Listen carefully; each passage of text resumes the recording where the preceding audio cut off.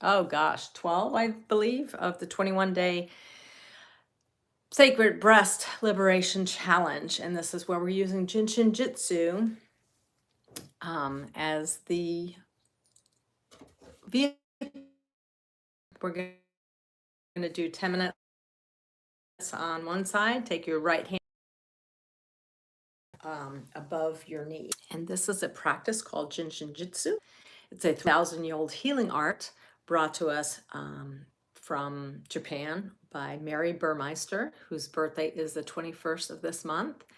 And because breast cancer awareness is this month, as well as menopause, I wanted to bring this 21-day experience to you, where for 10 minutes on one side, 10 minutes on the other, so 20 minutes 3 times a day for 21 days. If you do this modality,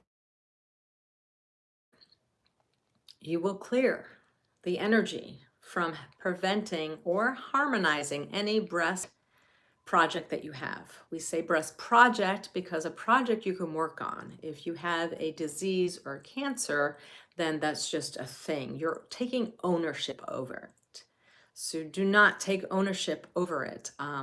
I stopped taking ownership of my disease called Hashimoto's. And I would say, instead of saying I have Hashimoto's and owning it, I would say I'm experiencing the symptoms of Hashimoto's, or I'm experiencing symptoms that has diagnosed me with Hashimoto's, something like that, that's not so heavy in ownership. And I'm trying a new thing with my hair, so it's not like I got out of bed like my husband just said. I didn't. I got up hours ago. And I am a little late today because my oldest daughter called with grandbabies, and I always take family over anything. And that's why we're a little late today. But it's Sunday, so I think that's okay. The point is to do something consistently, and doing it 21 days is the benefit. And as I help myself, I help others. And you just watching this, you actually performing this too, whether it's live with me or behind the scenes on a video later on, it's all the same energy. There is no time in reality. There is no time. We're in several dimensions of time in one moment. So this is why remote healing works. This is why you can do healing work long distance, because there is no time. And I've done it where I had someone in Canada, Vancouver, which is a 3-hour difference from me here in Tampa, Florida. And I would do it at night. So that way, when she wakes up in the morning, she actually would have had the session already, or they do it while they're sleeping, or you just coordinate it so it's at the exact same time, whether it's in Australia or here. So time is a human construct, and I learned this from Deepak Chopra. And I didn't understand it at the time in 2015 when he talked about time and that it was a human construct. But I did realize that time is can be a burden on you, being on time. And I'm normally an on-time person, or just early, 5 minutes before an event or an appointment. I usually like to go early because I don't like to be stressed out of, the potential traffic or issue or something that might happen for the appointment. So pre-planning your day or pre-planning your life can be very helpful and reduce some stress. And we have 2 modes in the body. We either have the flight, or freeze, which is your sympathetic state, or you have your rest, restore, and digest, which is your parasympathetic state. We're supposed to be in that parasympathetic state 95% of the day. and only 5% in that fight, flight, or freeze.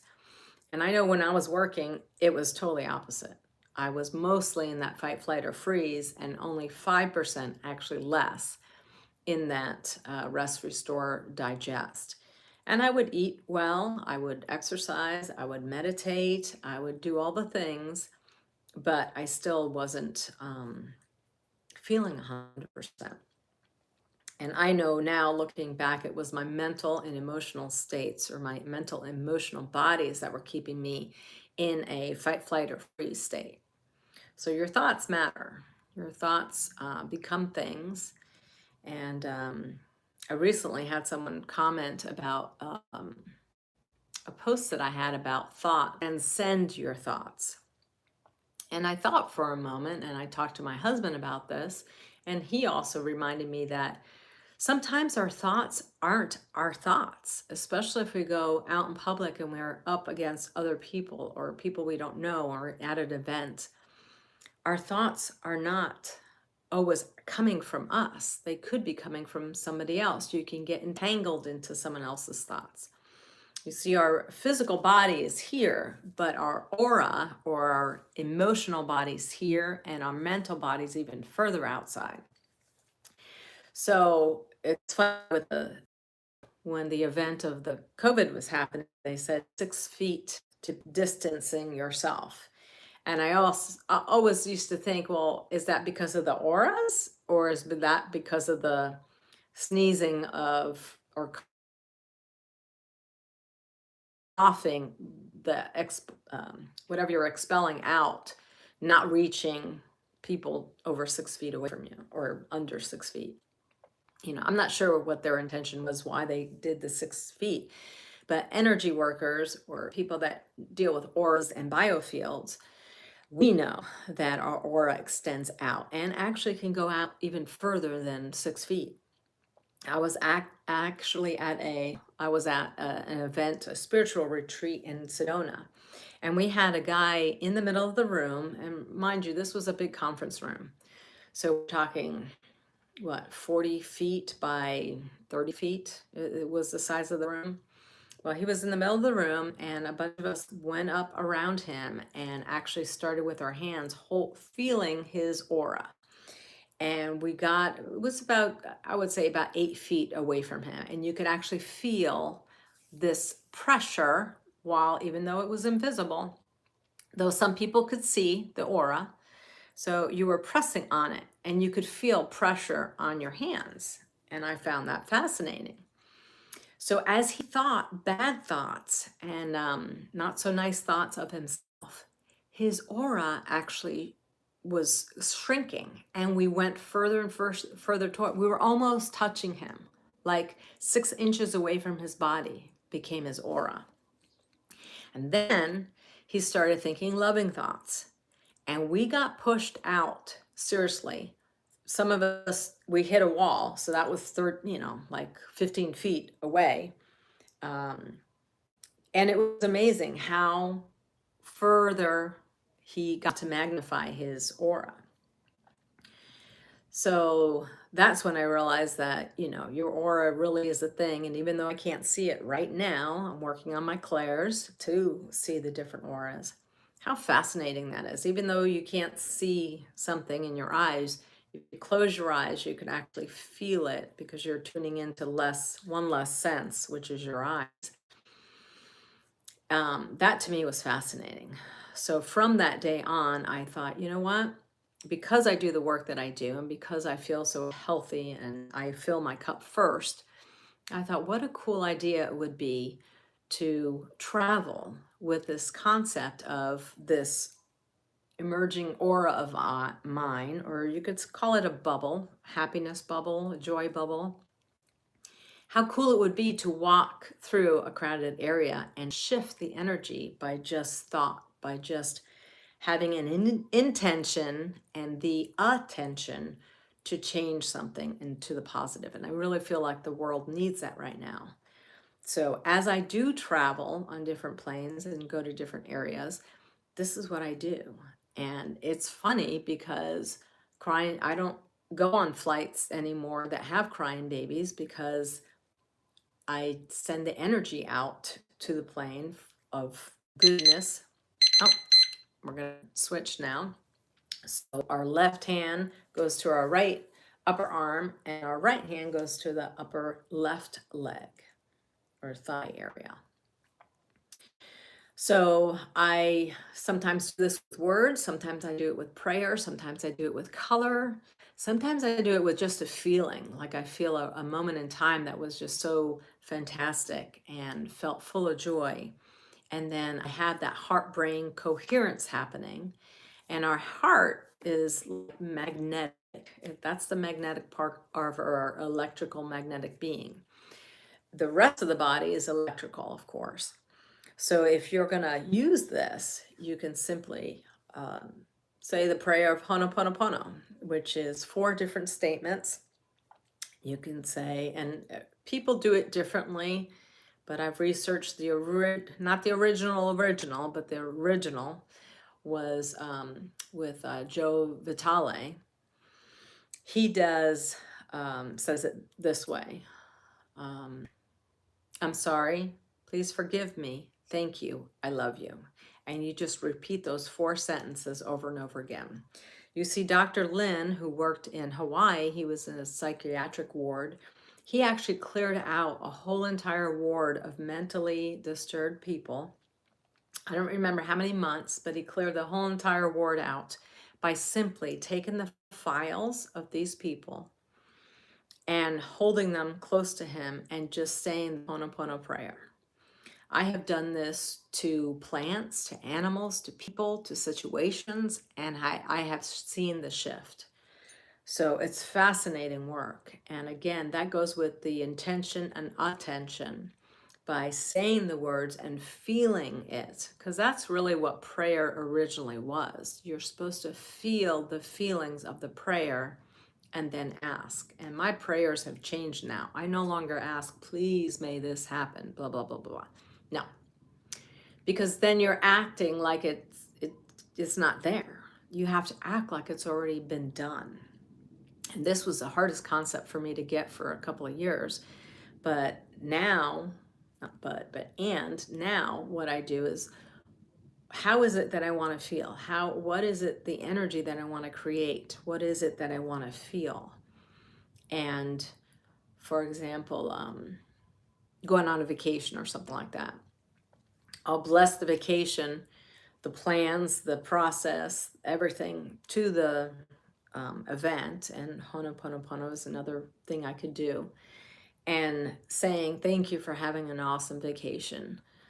Thank you, guys, or whoever you want to call on, higher self.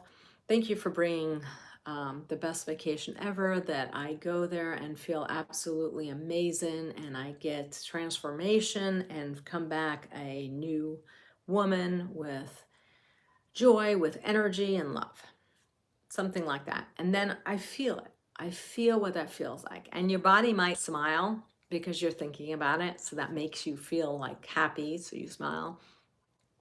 And then you can use all your senses. You can smell the ocean water and the salt in it. You can hear the crashing of the ocean. You can hear the birds, the seagulls flying around. You can feel the sand underneath you. You could feel the cold water. You can taste the salt in the air. So yeah, I think that's all the senses. And that's how you end up creating like a